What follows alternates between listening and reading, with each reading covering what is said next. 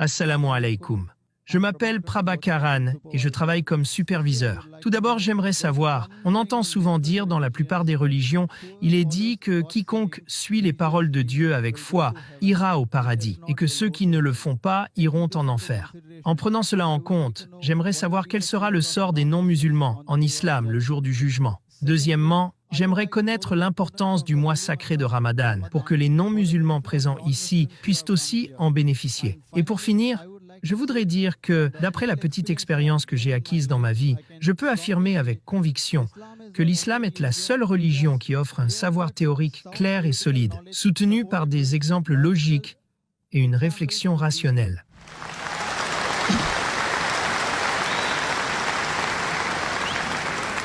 Le frère a posé 3 questions ou bien alors 3 affirmations. La première question était que toutes les religions disent que si vous ne croyez pas au commandement de Dieu, vous irez en enfer.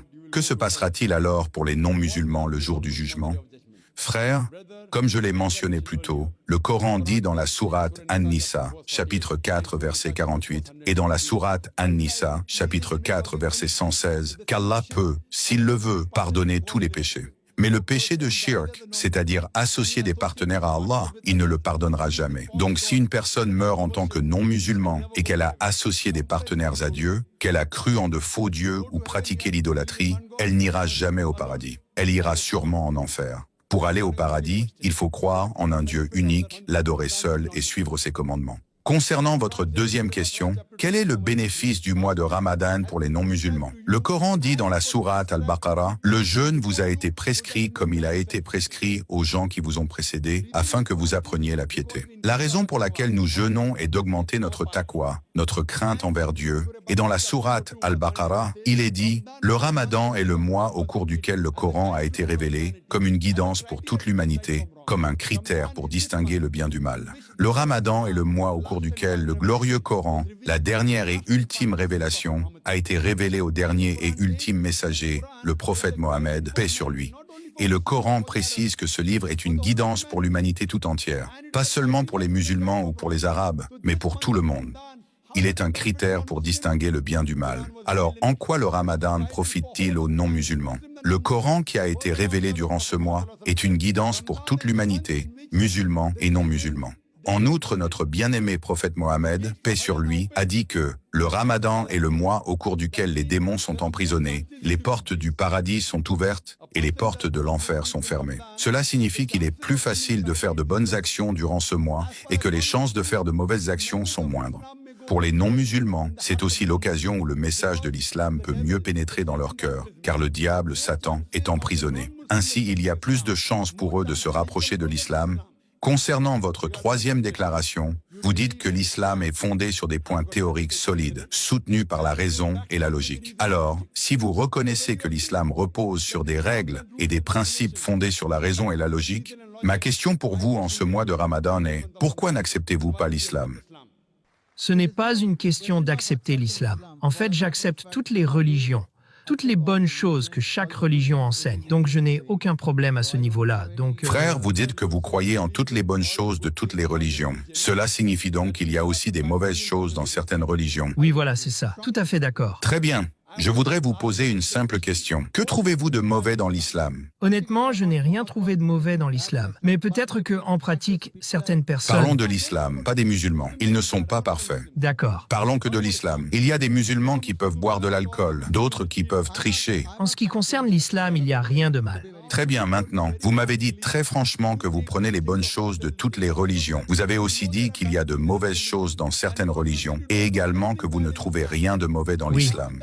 Donc, si les autres religions ont des aspects bons et mauvais, mais que dans l'islam vous ne voyez que du bon, imaginons que je vous donne 2 verres d'eau. L'un est rempli d'eau pure et l'autre contient de l'eau pure avec une goutte d'urine. Lequel choisiriez-vous? De l'eau pure, bien sûr. Donc l'islam est une religion pure, sans altération. Maintenant, Si vous savez qu'elle est pure, et si vous avez soif, vous boirez cette eau pure, n'est-ce pas? Mais dire « je crois qu'elle est pure, mais je ne la boirai pas » n'a pas de sens, t'es d'accord avec moi? Prenons un autre exemple. Si je veux m'inscrire dans une université, je fais mes recherches et je découvre que c'est la meilleure université. Pourquoi alors ne pas s'inscrire? Dire « non, je vais y réfléchir » n'est pas logique. À moins que vous n'ayez pas les moyens de payer les frais de scolarité, auquel cas vous diriez « l'université est très bonne, mais trop chère, mais l'islam est gratuit ». Si vous êtes d'accord que c'est la meilleure religion, alors vous devez l'accepter. Sinon, cela est de l'orgueil face à la vérité. Si vous reconnaissez qu'il n'y a aucun défaut dans cette religion, cela signifie que Dieu vous interrogera le jour du jugement. Il vous demandera « Pourquoi alors n'as-tu pas accepté l'islam ?» Par contre, si vous pensez qu'il y a quelque chose de mauvais en islam, je peux clarifier ce malentendu dès maintenant. Mais si vous êtes d'accord que c'est la meilleure religion et la plus logique, alors il est illogique de ne pas l'accepter. Parfois, on peut hésiter par crainte de la réaction des autres. Que dira ma mère? Que dira mon père? Que dira la société si je deviens musulman? Ces pensées peuvent vous freiner, et je comprends. Ce n'est pas facile. Mais si vous êtes logique et rationnel, vous devez accepter ce qui est le meilleur. C'est pourquoi j'ai déjà dit que si quelqu'un me prouve qu'une autre religion est meilleure que l'islam, je l'accepterai. Si aujourd'hui ici même une personne me prouve qu'une religion est meilleure que la mienne, j'accepte sur le champ. Si quelqu'un me prouve que le christianisme est meilleur, je suis prêt à accepter le christianisme. Si quelqu'un me prouve que l'hindouisme est meilleur, je suis prêt à accepter l'hindouisme. Ce n'est pas de simples paroles, je suis sérieux quand je dis ça. J'ai eu des discussions avec des docteurs en théologie, avec les plus grands érudits chrétiens. Je ne me considère pas comme un érudit, mais comme un simple étudiant en religion comparée. J'ai eu des dialogues et des débats avec les plus grands érudits de l'hindouisme. Connaissez-vous Sri Sri Ravi Shankar, le conférencier hindou le plus populaire? Oui, je le connais. Il croit au Coran. Je suis en fait un grand fan de lui. Vous êtes un fan de lui, mashallah. Avez-vous vu mon débat avec Sri Sri Ravi Shankar? Non, je ne l'ai pas vu. Alors vous devriez voir mon débat contre Sri Sri Ravi Oui. Shankar, car je suis étudiant en religion comparée. Inch'Allah, si j'en ai l'opportunité, certainement. Et puisque vous êtes d'accord, même lui était d'accord pour dire que Dieu n'a pas d'image. Il a reconnu la véracité du Coran. Malheureusement, il ne l'a pas accepté. Vous savez pourquoi? S'il l'accepte, il perdrait tous ses suiveurs. Oui, je sais. Vous êtes d'accord? Avez-vous des followers? Avez-vous des suiveurs, frère? Non, je n'ai pas de followers. Très bien. Alors qu'allez-vous perdre? Peut-être quelques amitiés, peut-être quelques proches. C'est difficile, c'est vrai. Mais si vous connaissez la vérité, vous devriez l'accepter. Il n'y a rien de mal à cela. En fait, jusqu'à présent, je n'y avais pas pensé, car c'est la chose la plus difficile et la plus dure à faire dans ma vie.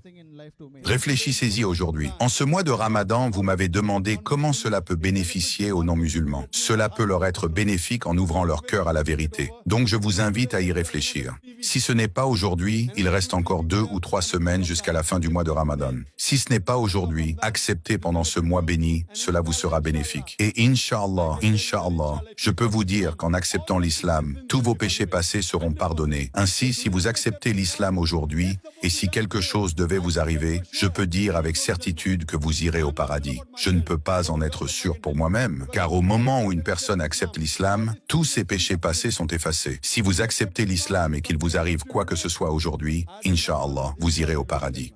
Merci beaucoup. N'hésitez pas à prendre l'abonnement pour soutenir la chaîne YouTube. Cela vous permettra d'avoir une traduction gratuite d'une vidéo de Zakir Naik de votre choix, ainsi que des vidéos traduites réservées uniquement aux membres, comme celle expliquant pourquoi les pays musulmans sont en retard comparés aux pays occidentaux, vidéos très intéressantes, et les vidéos publiques en avance. Merci pour votre soutien.